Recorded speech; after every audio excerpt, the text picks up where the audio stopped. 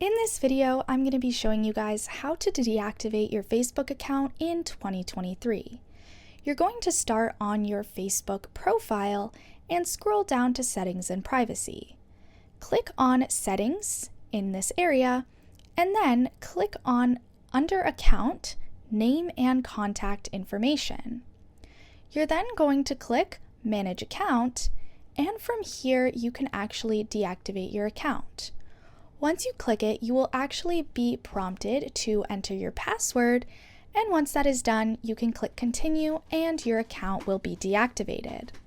Remember, if you want to reactivate your account, all you're going to have to do is log into Facebook with your credentials, and you'll be given the option to reactivate it again. That's all there is to it. Make sure to like, comment, and subscribe to the channel. Thanks for watching, and see you in the next video.